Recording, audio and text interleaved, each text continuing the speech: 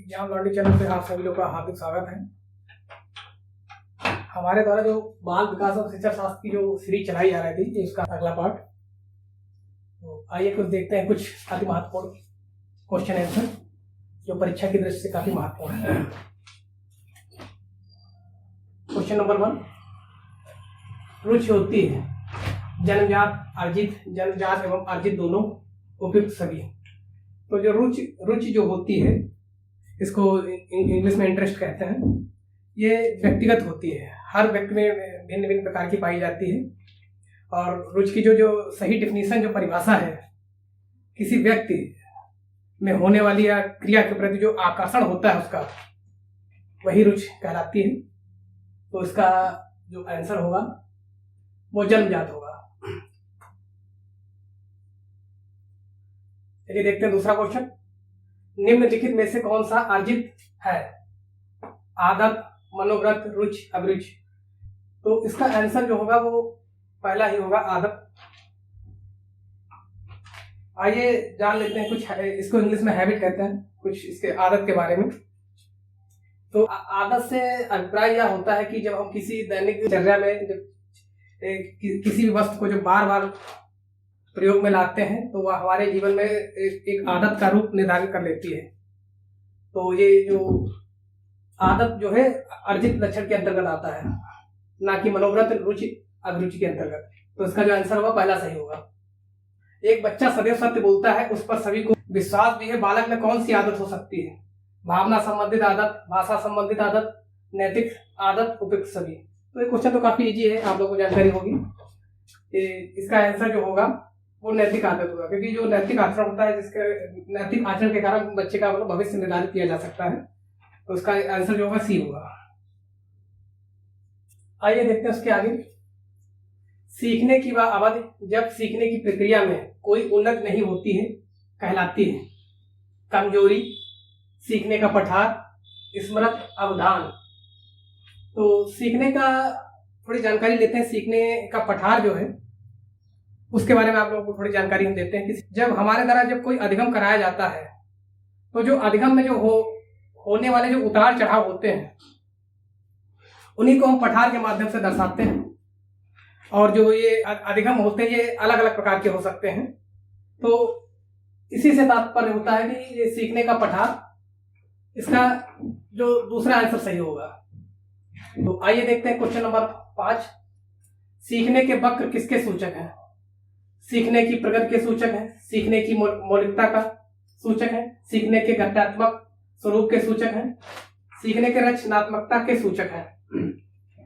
तो जो सीखने के वक्र जो सूचक है, वो सीखने की प्रगति के सूचक है।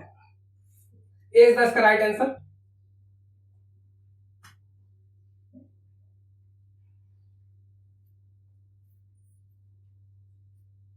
आइए देखते हैं क्वेश्चन नंबर 6। अधिगम का पठार बनने का कारण है। तो जो अधिगम का जो पठार होता है, उसके कई कारण होते हैं। शारीरिक नंबर 1, थकान, जटिलता, विषय वस्तु आदि जो होते हैं वो अधिगम का पठार बनने से संबंधित होते हैं। तो इसका जो आंसर होगा विषय वस्तु की जटिलता, उसके बाद थकान भी हुआ और सीखने की इच्छा भी हुई, उपयुक्त सभी। तो इसका जो आंसर जो होगा वो चौथा होगा, क्योंकि अधिगम का पठार मनोशारीरिक, थकान, विषय वस्तु, विषय की जटिलता और इसके अंतर्गत आते हैं। तो इसका जो आंसर होगा वो उपयुक्त सभी होगा।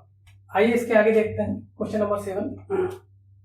सीखने का धनात्मक वक्र बनेगा जब बालक में प्रारंभ में तेजी के साथ, बाद में मंद गति से सीखता है। बालक समान गति से सीखता है। सॉरी, यहाँ पे से होना चाहिए। बालक समान गति से सीखता है। बालक प्रारंभ में मंद तथा बाद में तेज गति से सीखना, उपयुक्त सभी। सीखने का जो धनात्मक वक्र बनेगा, वो बालक जो पहले मंद गति से सीखेगा, उसके बाद तेज गति से सीखेगा। तो ये सीखने का जो धनात्मक वक्र बनेगा, जो बालक प्रारंभ में मंद गति तथा बाद में तेज गति से सीखेगा। यह जो वक्र बनेगा यह सकारात्मक होता है और काफी अच्छा माना जाता है। तो इसका जो सी आंसर सही होगा। आइए देखते हैं 8वां क्वेश्चन। अधिगम अंतरण एक परिस्थिति में प्राप्त अनुभवों विचारों का दूसरी परिस्थिति में विनियोग है या कथन है। एक बार मैं दोबारा रिपीट कर रहा हूं। अधिगम अंतरण एक परिस्थिति में प्राप्त अनुभवों विचारों का दूसरी परिस्थिति में विनियोग है या कथन है। मैं जब चीजें रिपीट करता हूं तो ज्यादा से ज्यादा सिखाने का ये प्रयास करता हूं कि आप लोग को जो शब्द है मतलब यही समझ में आ जाए और आप लोग को रटना ना पड़े, क्योंकि समझी हुई चीज काफी स्थिर और टिकाऊ होती है। तो इसका जो पहला ऑप्शन कोलर, दूसरा काल्सनिक, तीसरा अंडरवुड एंड चौथा पीटरसन। तो अधिगम अंतरण एक परिस्थिति में प्राप्त अनुभवों विचारों की दूसरी परिस्थिति में विनियोग है। विनियोग यहाँ पे होगा। तो ये जो कथन है ये पीटरसन का है, ये पीटरसन के द्वारा कहा गया है। तो इसका D is the right answer. आइए इसके आगे देखते हैं क्वेश्चन नंबर 9। समरूप तत्व अधिगम अंतरण का सिद्धांत किसने दिया? चार्ल्स यूड एवं Crow, Wolfgang Kohler, Thorndike, Ruger, Sorensen, Spearman. तो सबसे पहले जानते हैं समरूप तत्व क्या होता है। समरूप तत्व अधिगम क्या होता है, इसके बारे में जानकारी आप लोग को दे दें। समरूप तत्व अधिगम वो होता है जब दो तत्व, जो चीजें एक तत्व का अगर अधिगम हो रहा और दूसरे को मतलब उसमें कुछ थोड़ी बहुत समानताएं मिल जाती हैं तो उसको समरूप तत्व अधिगम अंतरण के रूप में देखा जाता है। जैसे आपने गणित में अधिगम प्राप्त कर लिया और गणित से कुछ चीजें जुड़ी हुई भौतिक विज्ञान विषय के काम में आ जाए तो ये समरूप तत्व अधिगम अंतरण का सिद्धांत होता है। इसका प्रतिपादन थार्नडाइक, रोगर, सोरेंस ने किया था। तो इसका सी आंसर सही होगा। आइए देखते हैं क्वेश्चन नंबर 10। गणित का ज्ञान प्राप्त कर लेने के बाद भौतिक विज्ञान का प्राप्त करना या किस अधिगम अंतरण सिद्धांत से संबंधित है। तो जैसा कि आप लोगों को मैंने समरूप तत्व अधिगम अंतरण की परिभाषा दी कि जब दो तत्व एक ही परिस्थिति में मतलब आ जाए तो अधिगम की मात्रा बढ़ जाती है। तो इसी को मैंने डिस्क्राइब कर दिया है एग्जाम्पल के रूप में। तो आइए इसके ऑप्शन देखते हैं। मूल्यों के अभिज्ञान का सिद्धांत, समग्रता का सिद्धांत, समरूप तत्व अधिगम अंतरण, द्विकारक अधिगम अंतरण सिद्धांत। तो इसका जो आंसर होगा वो तीसरा होगा। और ये जो लिखा है भौतिक विज्ञान का ज्ञान प्राप्त करना या किस अधिगम अंतरण सिद्धांत से संबंधित है, मतलब एक गणित का ज्ञान प्राप्त करने के लिए, तो ये जो समरूप अंतरण के अंतर्गत यही बताया गया है। सी इज द राइट आंसर। तो आशा करते हैं ये जो हमारे द्वारा जो सीरीज चलाई जा रही है आप लोगों को अच्छी लगी होगी। प्लीज इसे लाइक, शेयर एंड सब्सक्राइब कर दें। और एक जानकारी और देना चाहेंगे आप लोगों को, आप हमारे टेलीग्राम चैनल से जुड़ जाइए। इस वीडियो के डिस्क्रिप्शन में नीचे लिंक दी गई हुई,